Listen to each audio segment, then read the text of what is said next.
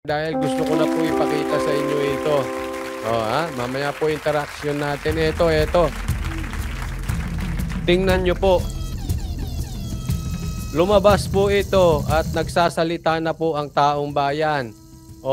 Ang approval and trust rating ng top 5 government officials. Ito yung mga matataas sa posisyon. Siyempre, ang presidente, vice presidente, Senate President, at saka ang Speaker of the House, at syempre yung ating Chief Justice. Lahat po sila bumaba. Nagigising na po ang mga Pilipino sa pambobola ng apelyido. Nakakuha kasi sa apelyido, so etong mga Pilipino nangako sa mga pangako, ay naniwala sa mga pangako. Ngayon, nagigising na sila sa kanilang kahibangan. Nagkaroon sila ng pag-asa dahil sabi nila, babangon tayong muli at tayo ay magkakaisa. Nang dahil dyan, umasa Pilipino, nagpaasa tong mga ito, ngayon unti-unti na pong nagigising. Isa-isahin po natin, ha? Nako, talaga naman.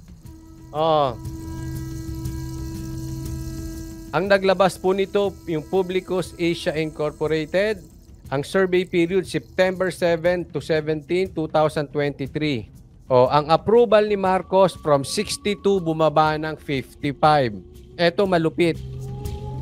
Bagsak na po. Trust rating. Ano ang tiwala ng Pilipino sa Marcos ninyo?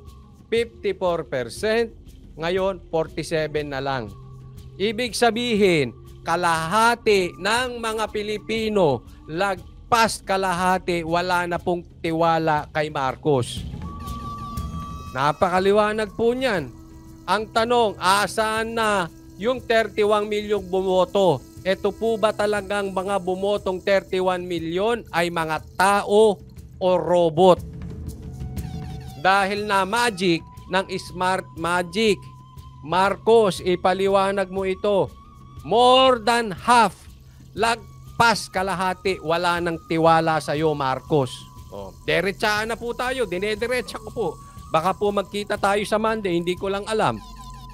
Pero kung tayo magkikita, dediretsuhin ko rin po kayo. Basta wag akong haharangin ng PSG. Wala na pong tiwala ang kalahati ng taong bayan, lagpas kalahati sa iyo. Punta naman tayo kay Sara. Bumaba din si Sara. Pero mas mataas pa rin siya kay Marcos. Ang approval rating niya from 67 to 62. At ang trust rating niya from 61 to 55. Bumaba din. Pero nasa, kumbaga sa exam, lagpas kalahati pa. Pero bumaba ka rin, Sara. Dahil siguro sa confidential fund, dahil siguro ayaw ka talagang manindigan. Ikaw ba kakampi ni Marcos? Ikaw ba ay tatayo sa tama, o ikaw ba ay kukonsintihin mo si Marcos? Posible ganyan ang iniisip ng tao kasi ganyan po mga nakikita ko sa komentaryo. Bagamat gusto ka nila, pero hindi nila malaman kung saan ka talaga eh. Ikaw ba talaga ay hindi maninindigan kay Marcos? Ikaw ba ay talagang sasayaw lang sa kanya? Ay hindi ko alam, ha? Gaya ng sabi ko, ako po ay hindi pa ako magde-decide patungkol dyan, pero ganyan po ang nababasa ko. Maraming nadidismaya po kay Sara dahil siya ay hindi manindigan dito kay Marcos. Hindi mo malaman eh. Hindi ko malaman kung anong tayo niya. Kumbaga sa parang namamangka siya sa dalawang ilog. Pero marami ring may gusto sa kanya, syempre dahil Duterte siya. At maraming nagmamahal sa tatay niya, si PRRD, si Tatay Digong. Okay? Punta naman tayo dito sa Senate President na yung nakalimutan itaas ng ni Marcos ang tatay niya. Taas ang kamay. Naalala niyo yung eleksyon? Nagmukhang tanga yung kanyang tatay. Bakit itataas yung kamay? Ayaw ni Marcos. Naalala niyo yun? Di ba? Eto talaga bagsak na. Second quarter pa lang bagsak na. Yung approval niya bagsak na 48. Bumagsak palalo, naging 43. Trust rating niya. Bagsak na ang tiwala sa'yo. Eh, paano naman kasi parang puro kasalita, speaker. Masisisi ba natin yung tao? Bakit ka bagsak? Ay, may bagsak na to. From 37%, ang baba na nun, bumaba pa ng 33%. Ganyan ang tiwala sa'yo. Kumbaga, ganito po yan. Pag may nakita kayong 10 tao, 7 ron, walang tiwala sa'yo, is Senate President.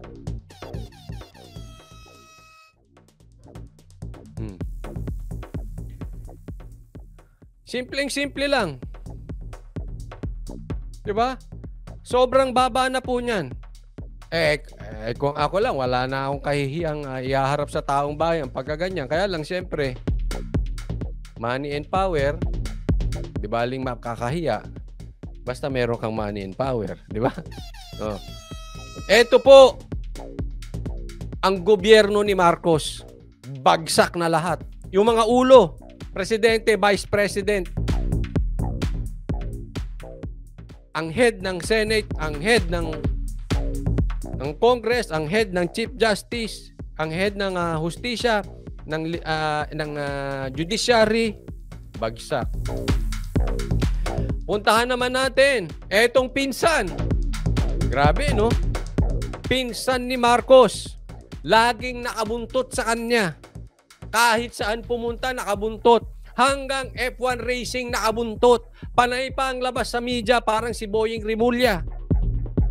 Pagka merong raid, kailangan kasama siya. Hindi ko alam, kailangan ba ang Speaker of the House sa mga raid? Ang daming ginagawa, ang daming palabas sa media, katulad ni Boying Rimulya. Pero bagsak na bagsak. Ito ang pinakabagsak sa lahat ng mga bagsak.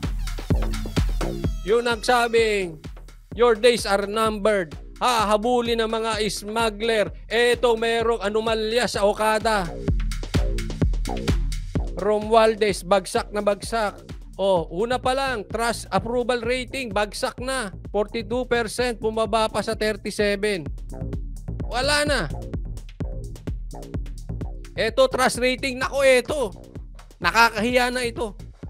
32, napakababa na, 32 naging 29 pa. Ganyan po ang pinsan ng presidente nyong si Marcos.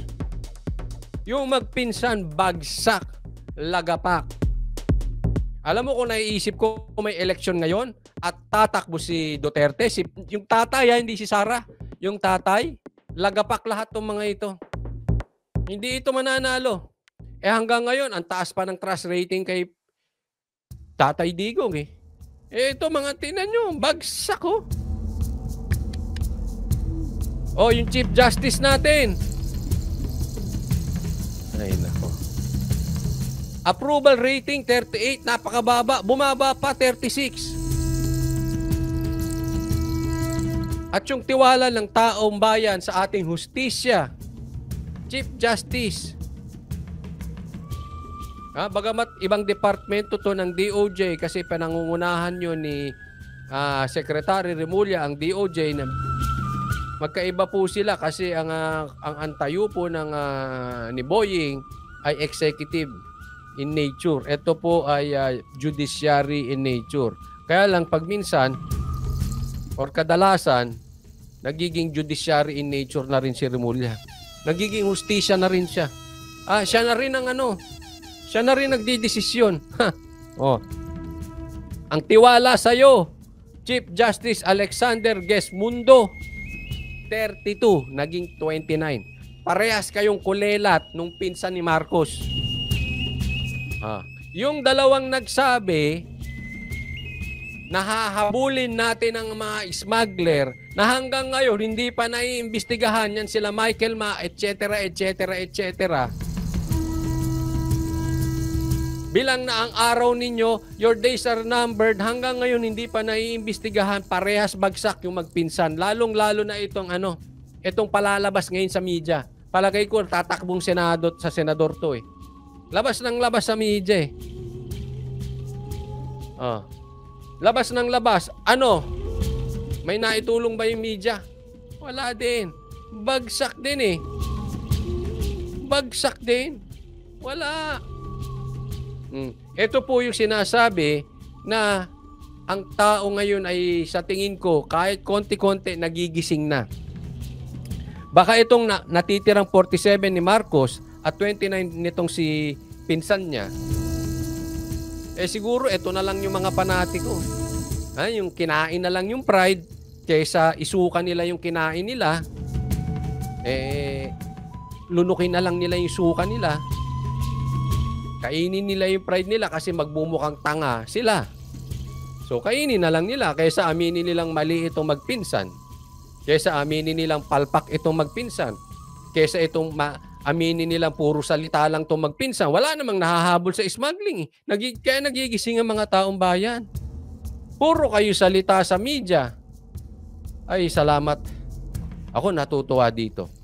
Hindi ako natutuwa dahil sila ay bumabagsak. Dahil sa aking paningin, talagang bagsak na sila.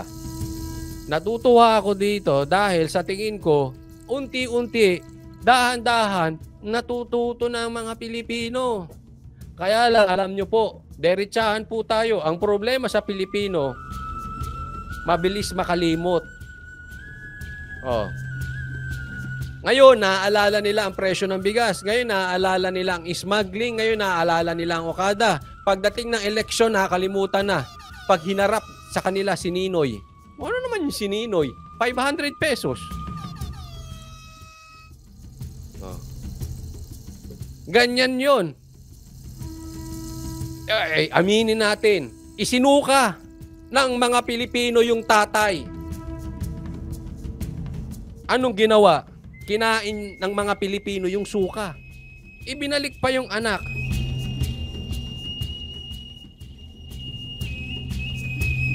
Ulit, may isa pa ako sasabihin sa inyo. Etong isang taon na to, hindi na lang magpahinga. I-enjoy ang natitirang oras sa kanyang buhay. Malapit na siya. Ayaw na lang i-enjoy. Ayoko po siya i-disrespect. Pero ngayon gusto pa makipagdebate patungkol sa martial law. Etong si Manong Enrile. Gusto pa makidebate. Marami raw ang magandang nagawa ang martial law. Wow! Kinain mo rin suka mo? Diba? Ganyan po ang Pilipino, ang bilis makalimot sa ngalan ng pakinabang. Alam mong gagawin nila dito? Magnanakaw lang sila na magnanakaw. Tapos bibigyan kayo ng pakinabang. Pag kayo ay may pakinabang, nakakalimutan ninyo yung isinukan ninyo. Kakainin nyo rin yung sinukan ninyo. Pasensyahan po tayo ha. Ganyan naman din nangyari kay Enrile. Sino bang naging ulo ng people power? Di ba dalawa sila ni Ramos? Ngayon panay ang higop niya dyan sa mga yan. Pagtatanggol pa martial law. Sino ba? Tapos sinisisi si Cory. Sino bang nagdala kay Cory sa Pilipino? Di ba kayo? Kayo ni Ramos. Tapos ngayon sip-sip ka. Di sana hindi umikot ang mundo ng Pilipinas sa dilaw at pula. Umikot ang mundo ng Pilipinas kay Aquino at Marcos. Dahil alam nila ang mga Pilipino, pasensya na po, totoo lang po, marami uto-uto. Masakit man, pero totoo. Pinaiikot tayo ng dalawang apelyido, gising po kayo. Ngayon nagbago ka ng pag-iisip. Bakit? May pakinabang ka kay Marcos. Tapos magagalit ang Pilipino, babagsak ang trust rating. Pagdating ng eleksyon, maghahanap kayo ng pakinabang. Pag nakakuha kayo ng pakinabang, kakalimutan ninyo. Ang pangapi sa inyo, tapos iboboto nyo na naman. Ganyan din ang mga lalaban. Pag nagkaroon ng ilan sa mga kababayan natin, na mga politiko, kakalabanin to si Marcos. Pustahan tayo. Pagkatapos, magkaroon ng pakinabang, magiging ala Enrile kayo. May dire-diretsuhin ko na. Totoo naman to sinasabi ko, hindi naman to kwentong barbero eh. Sino ba nakasakay doon sa tangke pa? Sino pang nakipaglaban? Si Enrile po, wag nating sisihin.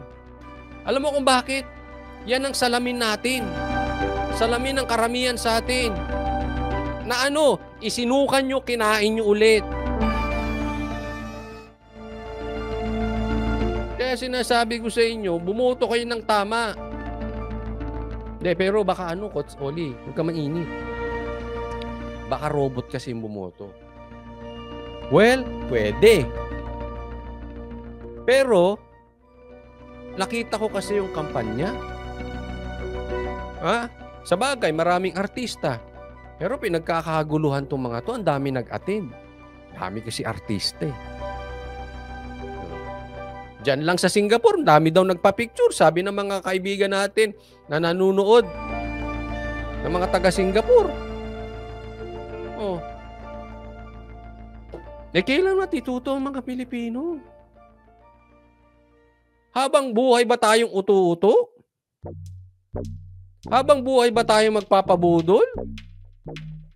Dahil sa apelyido? Wala na tayong pinagtalunan. Simula bata ako, ngayon matanda na ako, pinagtatalunan natin, 2 apelyido pa rin. 2 kulay.